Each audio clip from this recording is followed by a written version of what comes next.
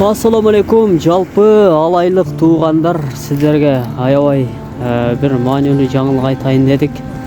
Мынал өзүңүздөр көргөндөй Алай районунун Амангелди Мамытов атындагы стадиондун жанында жана ошондой эле өзүбүздүн центральный мечит Имам Али Бухари мечитинин жанында ушул көчө менен кирип барсаңыздар ушул колунда жок жакыр үй бүлөлөргө акысыз кийим тарата турган жер бар. Айрым адамдар билишпейт. Мынал ошону сиздерге маалымат катары киргизип коеюн дедик. Кимден алабыз, каерден алабыз деп адресин толук билбей калбашсын деп ушул ортолукту тартып койдук. Ошол Коңрат банясына кирип бара жаткан жакта Коңрат банясы бар мынал жерде. Ошол анал Коңрат банясы. Ошого кирчүү көчө менен бара жатып, ушул мынал сол тарапка бурулсаңыздар, ушул зданиянын ичинде колунда жок адамдарга кайрымдуулук жери бар. Эгерде сиздин үйүңүздө бала чакаңыздын кийим кечеси же болбосо өзүңүздүн кийим кечегиңиз ашыкча болуп, аны кимге беришти билбей жатсаңыз, ушул жерге алып келип ошол тийиштүү адамдарга тапшырып кетсеңиздер болот туугандар. Айрым адамдар кээде кийимге зар болуп калышы мүмкүн. Ошолорго колдоо иретинде ушул жерге келип тапшырып кетсеңиздер болот. Эгерде кимге кийим керек болсо, ушул жерге келип алып кетиңиздер туугандар. Экранга байланыш телефондорун жазып коебуз. Ошолор аркылуу келип алып кетесиздер. Азыр пока бул жак жакшы ретке келе элек, бирок жакында Кудай кааласа сонун болуп калат. Ушул жерден кийимдерди тандап алып кете бересиздер. Атайын окуучулар үчүн, чоңдор үчүн бардык кийимдердин түрлөрү бар. Өзүңүздөр алып барып, бир сыйра жууп, аябай сонун кылып колдонсоңуздар жакшы. Эми колунда бар адамдар ушу колунда жок адамдарга ушинтип колдоо көрсөтүп, ушул жерге алып келип, ошол колунда жок адамдардан көңүлүн алып койсоңуздар да болот. Азыр бирөөгө бир нерсе бериштен деле уяласың. Андан көрөк ушул жерге келип тапшырып койсоңуздар, ар ким каалоочу келип ушул жерде алып кете беришет.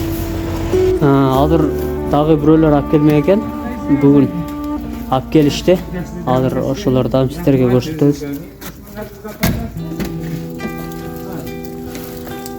Азыр кийим алып келишти, ашыкча кийимдерди. Сиздер дагы ушинтип алып келип тапшырып кетсеңиздер болот. Колунда жок адамдарга аябай чоң жардам бул дагы аз да болсо.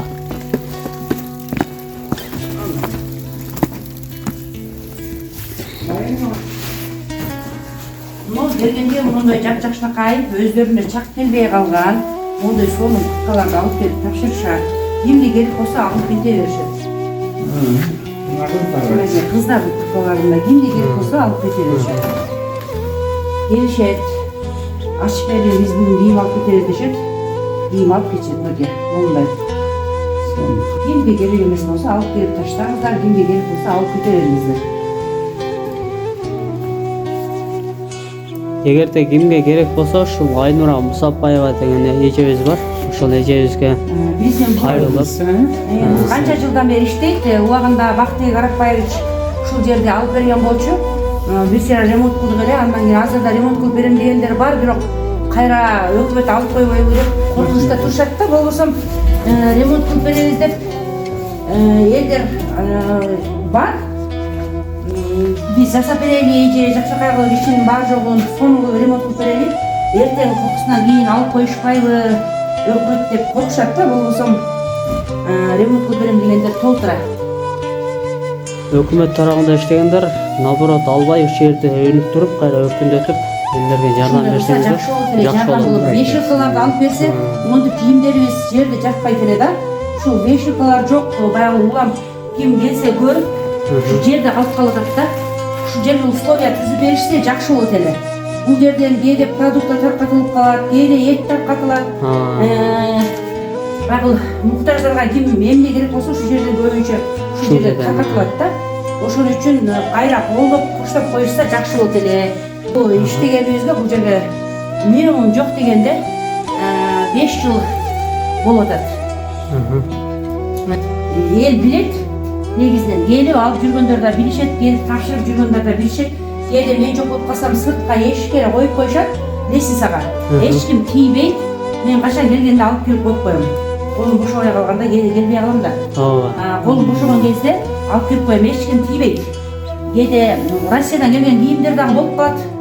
Алып келип беришет, анан швейный цехтери барлар баягы өздөрү өтпөй, сата албай калган кийимдерин дагы көптөр алып келип тапшырышат ушул жерге. Жапжаң ойдон, алып келип тапшырышат. Анан кийин сразу эле мен телефондон айтам, келишет, алып келишет. Рахмат Айнур эже.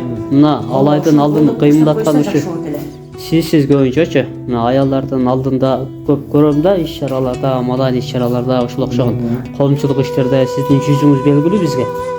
Анан элдер туура эмес түшүнбөгүлө, себеби бул жерде шарт жок дебейбиз, эми Кудай кааласа жакында болот, Кудай кааласа.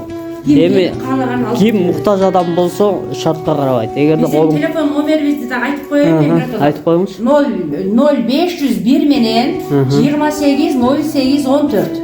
Элден элге 0500 жок 0770 менен 31 59 48. Бул жерде негизинен байгыл кайрымдуулук болгон үчүн көбүнчө телевизорлор, палас, килимдер дагы келет, бирок алар эч калбайт, сразу эле мага керек деп сразу алып кетишет. Бутовой техникалар. Анан мурунку байгыл биздин өзүбүз көргөн 4 бурчтук баягы томпок телевизорлорубуз бар го эски. Ошолорду мисалы жакшынакай эле көрүп жатышып, элдин баары модный болуп телевизорго өтүп кетип калып калды го. Ал телевизорлордун дагы бүт ошо кимге керек болсо алып келип берип атышат. Эми бул жерде бир эле кийим менен чектелбей, бытовой техника, азык-түлүк, көмүр болобу, эмне болот алып келишет, муктаждар алып кете беришет. Чектелбейт. Идиш аяк, мисалы идиш аяктарыбыз аябай көп эле. Бүт келиндер келет дагы бизге керектей эле алып кетишет. Тынбайт. Идиш аяк калбайт мисалы. Бардык буюм боюнча алып келсеңиздер болот экен. Каалаган буюңуздар кимге ашыкча болсо алып келип ушерге коюп койсоңуздар, муктаждар канчалык колдонуу, ол буюмуңуз жоголгуча сизге ажыр сооптор барып турат тукандар. Ошого эске алыңыздар. Муктаж болсо, кимге керек болсо, мисалы көп жаңы үй бүлөлөр бар, квартирага көчүп келгендер бар. Төшөк көрпөлөрдү мисалы мечиттен айтышат да, Айнур эже айтыңчы, ушундай муктаж келиндер барбы, күйөөсү жок, бала чакалуу үйлөр дегенде мен көрсөтүп берем.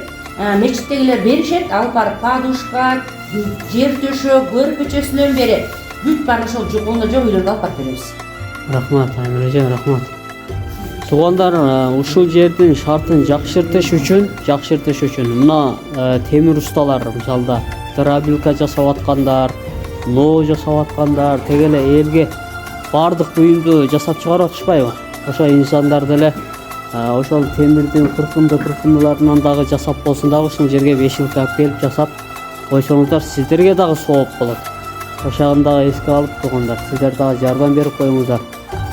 Ушул жер өнүгүп өркүндөп, эл бири-бирин сүйрөй жүрбөсө, бири-бирибизге болгон аманат ушул да. Көрдүңүздөр элдер, ушул адрести толук тартып көрсөтүп койдук. Ушул жерден келип салып алып кете бересиздер, келип тапшырып кете бересиздер. Айнур эже, ишиңизге ийгилик. Ой, рахмат. Ушундай келип турушсун, элдер билбегендер билип алышсын, сага дагы чоң элдин жакшылыктарына мындай көрсөтүп, элге айтып жүрөсүң, сага да чоң рахмат. Рахмат Айнур эже, ишиңизге ийгилик. Мынакей туугандар, жалпы